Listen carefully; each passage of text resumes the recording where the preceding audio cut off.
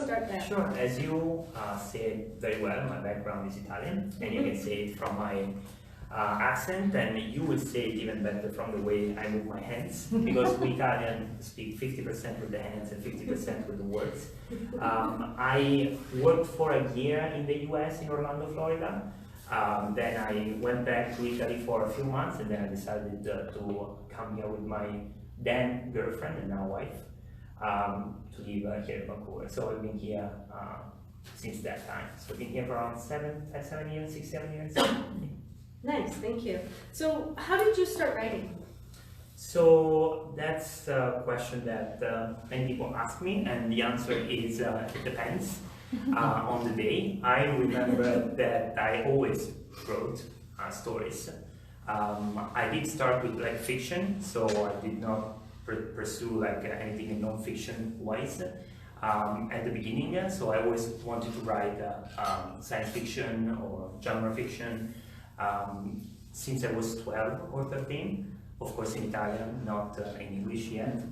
And from that point on, it became from a pastime to something a bit more serious around 2013-14, when I published my first short story in Italian, and then my first book in Italian in 2014.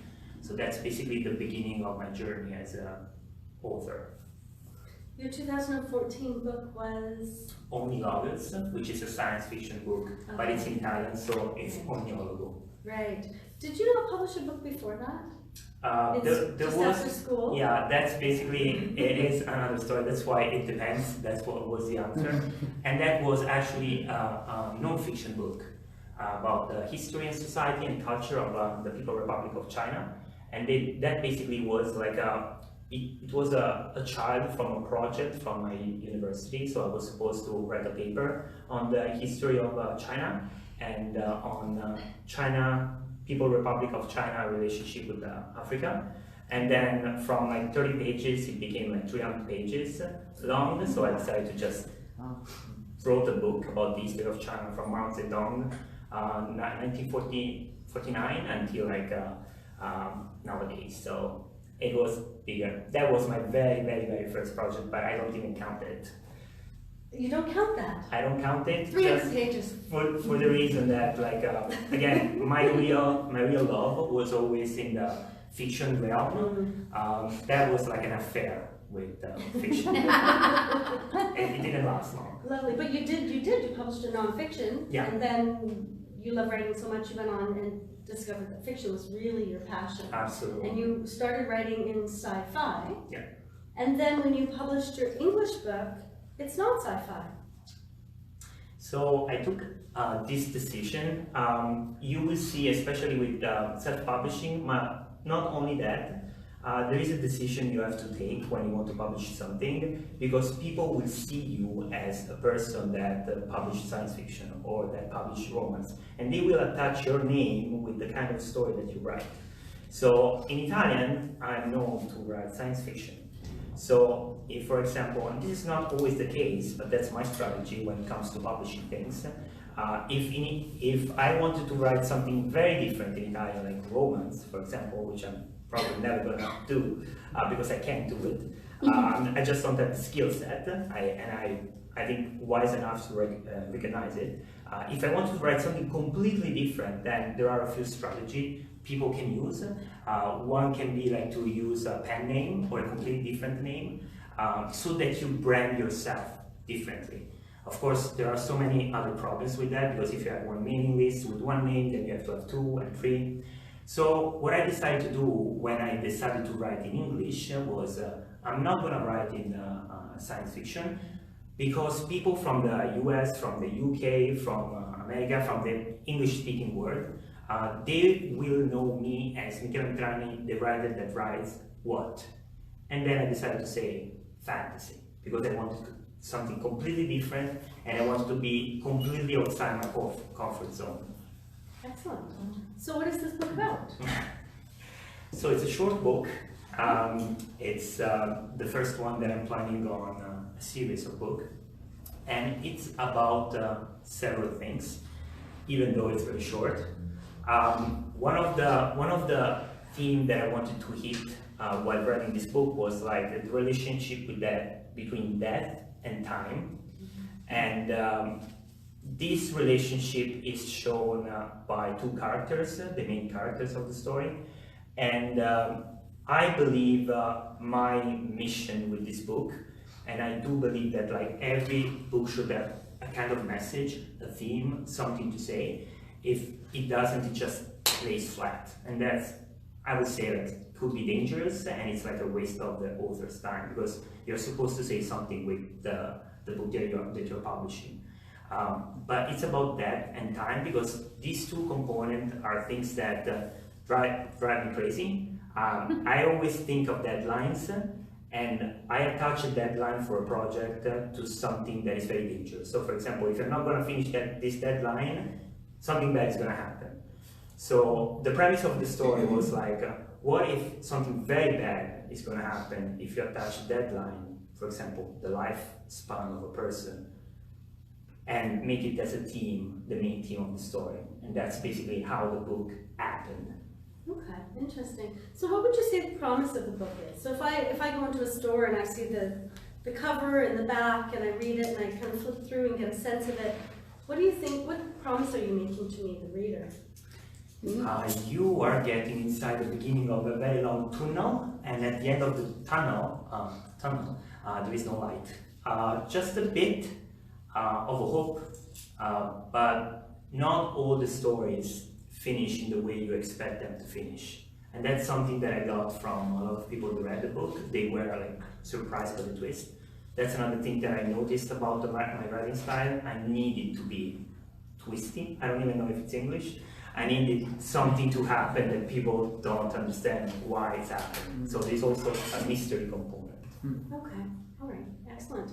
So this is your first book in English. Yeah. So how did you go about writing in English? What are some of the tools? Like what was the, where did you get help from? Like how did that happen, writing in English? Did you just think, second language, no problem? Yeah. I can do this tomorrow, next time it'll be a third language. Or was there struggle in that? As Melody is introducing me this question very well, full disclaimer, I never wrote like a book in English for the English market, but I did translate a book from Italian into English. That was a science fiction book, but I've never ever wrote something this big in English. So I did not wake up in the morning and I just decided I'm going to write in English.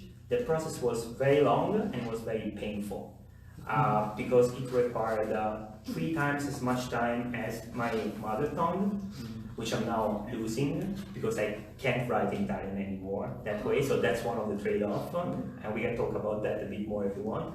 But I decided, I decided to do this. This is what you want to do. What you want to do is like reach a bigger audience. It's not going to happen in Italian.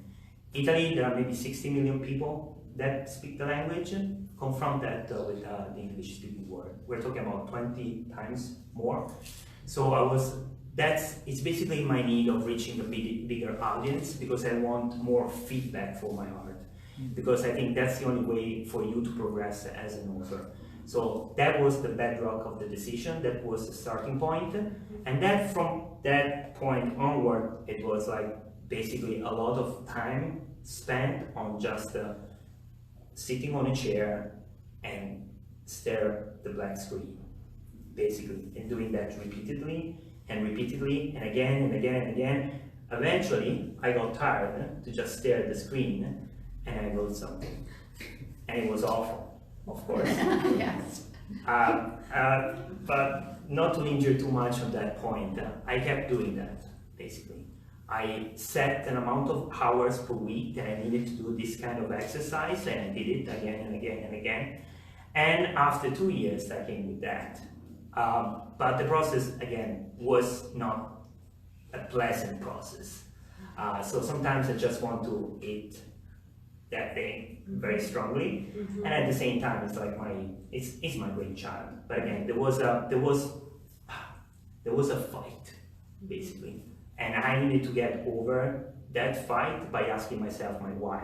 So why are you doing this? Again, we can talk about that a bit more, but I don't want to go over the question You also told me you did a lot of reading in English. Yeah. Books, similar books, things that you would be, kind of proud to write. Yeah. In the same genre. You did a lot of, did a lot of reading to get the sense of how a book like this is created in English, what language they're using, and how they develop their characters and whatnot. That was actually one of the elements that I would say were more important to me. So many writers will approach the writing in the second language in completely different ways. My way was not that much to study the grammar behind it. It was more of like, you're gonna read dozens of books of the genre you want to write. In my case, it was dark fantasy. So I started reading Neil Gaiman, Patrick Rothfuss, Stephen King. I read so many books of that genre. And after maybe the 7th or 8th book, something started to happen. I started thinking more like the writers behind the pen that were writing the dark fantasy novel. So it's difficult to explain because it's not something I can teach to other people, because it's something I try to teach myself how to do. So basically, reading a lot of a very specific niche genre, in my case dark fantasy, authors that were the top of that list, inform me on the way on how to write and basically make my own style. So you will see that after 2 or 3 books, I would write sentences in a very particular way because I was not sure about the grammar. After a while, I just decided not to concentrate too much on the structure of a sentence, but to study how authors that were published and successful were thinking of crafting the story. So the story was the most important part, plot, characters, how to punchline in dialogue. Those are things that grammar can't teach you necessarily. So I basically learned by retaining, I don't even know if there is a word osmosis. I just tried to absorb as much books that I could in that genre. Excellent, yeah. And I think that no matter whether the language is your native language or not, that's a brilliant idea. It worked for this book. Yeah, okay. So we're going to talk about editing a little later on. So I'm going to ask you about editing. As a non-native English speaker, what was the editing process like for you? Okay, so that was the other part of the pain. Because there is a pain of writing and then there is a pain of editing, as you will probably know. And then there is a pain of writing in your second language and the pain of editing in your second language.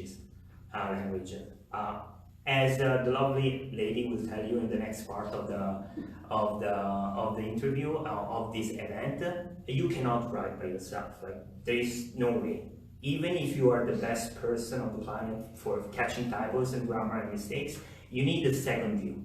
You need a professional person helping you out. But you can make the life of that person a bit easier if you follow a few steps. One of the steps that I personally found very useful is the following. I am part of several writings groups here in Canada, and I've been doing that in the last couple of years when I decided my strategy was to get heavily into the English market. One of the groups I'm part of is the Vancouver Young Writers, and through this group I found terrific, great writers that write fantasy. So thanks to them, we created a critique group.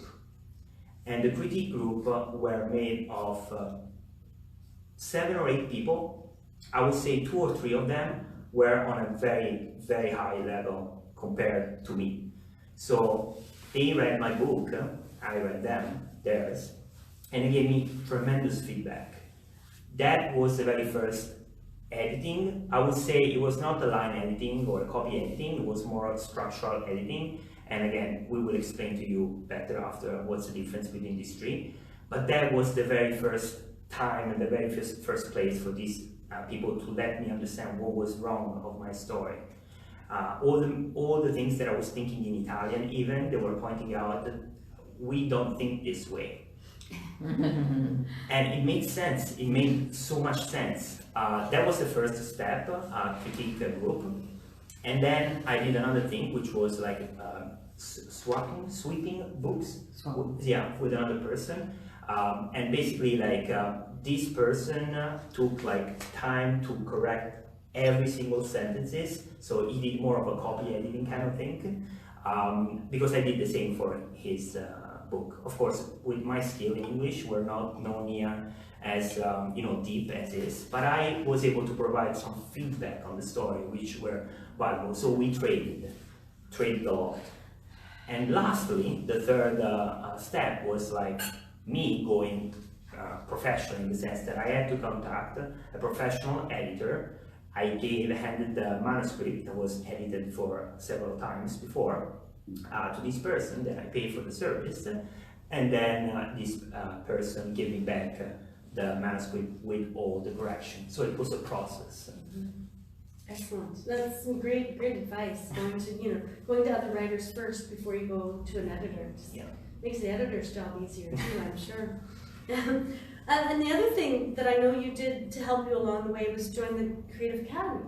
Oh yeah. Tell us a little bit about what the Creative Academy. So the Creative Academy has come and spoken to us in the past, and so I'd like to know a little bit from your experience. I cannot say enough good things about this group of people. This is another of the group that I'm part of, and that in my 5 cents is that they brought me from here to here. And that was in a matter of like 6 to 7 months, because I've been part of that group for 7 months. And the most important feedback from that community were on a broad spectrum of things. So I'm not talking only on the editing, and I found the editor thanks to them. We went one of the things. I'm talking about marketing, branding, title, everything basically. And that's something we were talking about before. You need a team of people to get to that place there. You need a team of people. You can't possibly do this by yourself. The Creative Academy basically helped me, empowered me to put myself in contact with the people that really knew the side of the business that I didn't, and also allowed me to understand what was wrong and my strong point of the book. And again, you can only do this if there are persons that are on a level that is way higher than yours. And there are plenty of these people in the Creative Academy. They are professional, both in the self-publishing world, if you're interested in going the self-publishing route, or in the traditional publishing way. I just want to shout the name of some of them. Eileen Cook is one of the founders. She's great, she's amazing. If you're interested in traditionally publishing your book, she's awesome. She knows the business inside out. If you need anything regarding, like for example, editing, the crafting of characters, how to approach an agent, submission, all of these things, she's basically the person to go. Crystal Hunt, she's another of the founder, and she's basically the person I rely the most, because I was going on the self-publishing way, and she's amazing. She's successful in what she's doing, and she basically empowered me and let me understand what I was doing right and what was I doing wrong. And then there is another lovely and great lady, Donna, which basically she can tell you exactly how to go from basically nothing to your manuscript. So from 100% to basically that 50%, because that's the first manuscript thing. She has an amazing mastermind group, and she knows, and she wrote a great book about that, how to bring you from basically the idea point to the hard basically data of the story. So that's basically the most important thing that I at least got out of the Creative Academy. And I heard they kept you accountable too. Yeah. In many ways, in more ways than one. I heard that. I remember we were talking about it earlier, and you were saying one huge thing was just the accountability. Yeah. Yeah. It's and putting that line and just watching you and asking if I'm falling, please remind me. Yeah. So tell me, what has this book done for you so far? For your your writing career, your life? What has this done? One of the things is empower me to speak with you guys. It would not be possible without having a book over there, because I would not have anything to talk about. And again, that book was basically the outcome of so many things that I had to learn to make it from an idea to something that was physical, that you could touch. So it allowed me to talk with people. It allowed me to connect with other writers. And I'm going to be speaking about my experience to another group on the 4th of December. This is more like on the Italian based. It allowed me to connect to writers that have as a second language English, and they want to know exactly what is the process, how do you do it, how do you go from point A to point B. Basically, how can you really go in the middle of the forest and decide that if you're going on the right or on the left. So there are so many things that you learn by yourself, but there are so many other things that you learn by mistake. And I did a lot of mistake with that book. The only thing is I was surrounded by so many people that were better than me, and that allowed me to go from mistake and done to mistake, okay, that's the first thing you need to learn, wake up and just move to the next step. Now, did you say this was first book in a series? Yeah, I'm actually working on the second book of the series. I was going to ask you that. So when was this book published? This is available on Amazon. It's again self-published. When?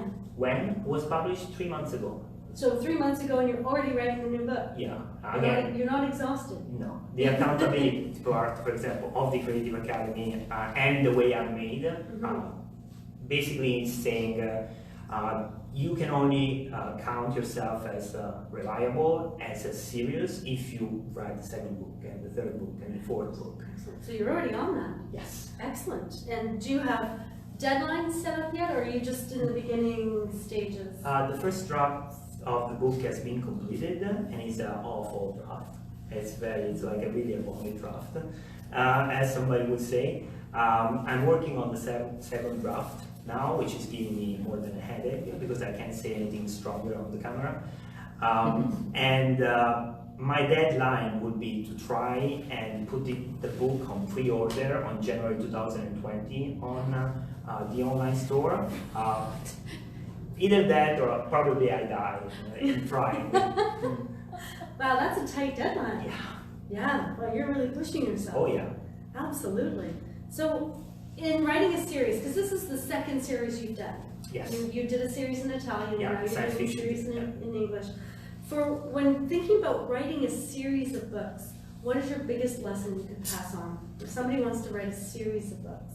Okay, I can first say that there is an amazing book about how to publish series of book by, which is called Strategic Series Author, by the person I was telling you about, and that also informed me on some decision to take when you want to write a series of book. I would say the first thing to recognize is that there is so many different series, and you don't have to be bound to what people did before you. And this basically means that you have to allow yourself creative freedom, and you have to understand exactly what you want to do with the story. If this story can possibly go on the left or on the right, if there is possibility to write something more. And this series can be like going off one character that was secondary maybe in a book, and then you make something out of that. It could be a series that rely on a location, so the location is really the thing that keeps the series together. So there are so many things that are important with series-based. In that case, there are two things that will keep the series whole. One is one character, and one is the magic system, which is time-based. And that's basically something that informs the setting and the thing that the person can do and can't do with that time magic system. Okay, excellent, thank you. So, where can we buy this book? It's on Amazon, and it's on Kindle Select. That means that if you are part of the library, you can get it for free. And it's both available in paperback and it's available in ebook, and I'm also trying to understand how to make it in audiobooks, but I was suggested not to think about that because I might die in a way time, so I need to just concentrate on writing the next book and not to do too many things at the same time. Well, if your deadline is January 2020, you want to focus on that. Oh yeah. Yes, because you also work. Yeah, yes. Yeah, several things. Yes. I like to keep myself busy. Apparently you do, Karen. Apparently you do. Do you have an excerpt you'd like to read to us? Sure. Just before we do that, did anyone have any questions before I pass this book to Michaela? Yes. So, about the landscape or anything Italian, you don't want to put any flavor of Italian in it? I try to refrain on that, at least in the first book. In the second book, there will be some Italian flavor. I didn't even think to ask that question. That was a really good question. The question was for the camera, is there any Italian flavor? Is that how you said it? Is there any Italian flavor in the book?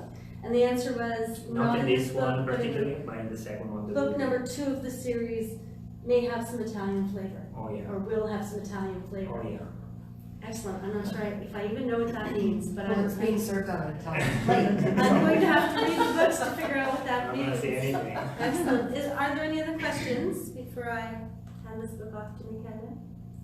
Fascinating. Excellent. Would you do us the kind Absolutely. favor to read something? Okay. I will read you the very beginning. Because. Okay, this is the prologue, and I don't know if I'm supposed to be in front of the camera. That's perfectly fine. Okay. Again, you will hear this on the Italian accent. Hopefully, we'll add some flavors to it. Names are powerful things few people know how to handle. When you name something or someone, that thing or that person becomes the name itself. And then it can't be anything but the meaning it's bound to. Stories begin with names and end with names. Without them, the fabric of a tale would lose its structure. No beginning, no middle, no end. There aren't many things more powerful than a man who knows the inner truth of his own name, except, perhaps, a man who possesses many names. A man with many names is a harbinger of change, because he can be many things at once, or nothing at all.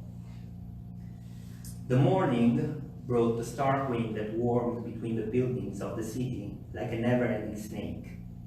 The cloudy sky spoke of rain to come, and the streets, still wet, spoke of rain that was already embedded in the past. Everyone in the city was stirring, moving, preparing for the beginning of a new day. Everyone but him. For him, a day was never young and will never grow old. It was not a ring added to the chain of history. It was a drop of water in a river. He was a tall figure clad in black, wearing a beanie and a pair of sunglasses. He wore something else beside clothes. He wore many names, and he despised all of them. Those names were stories someone else had attached to him. He was not fond of these stories, and yet he could not get rid of them. Names have a way of sticking, no matter what one does to get rid of them. The building he was looking at also had a name. It was the tallest structure in the city, made out of shining glass and steel so polished it was able to reflect the clouds in the sky. The building was less than 1 year old, and it gleamed like all new things presented to the world with pride. It was magnificent, it was imposing, and it was undoubtedly pompous. They called it the Spear, a fitting name for a building whose design seemed to trust the sky with arrogance. The figure clad in black was fascinated. The spear was exactly what he needed, a wet field ready to be harvested. It sheltered many names, each one with a story attached to it. Those stories were filled with needs he could satisfy, for a price, of course. He just needed a key to enter the vault, gather names around him, listen to their stories, and use them to his advantage. The process of finding this key would be long and hard. He would fail many times over, and he would have to start anew. The tall figure glanced at his wristwatch. The hands of the clock were still, trapped in the amber of the moment. He smiled an odd smile as he looked back at the spear. Failure didn't matter to him. Every endeavor requires an investment of time, and he was willing to use all he had for the promise of success. Excellent, thank you. Thank you.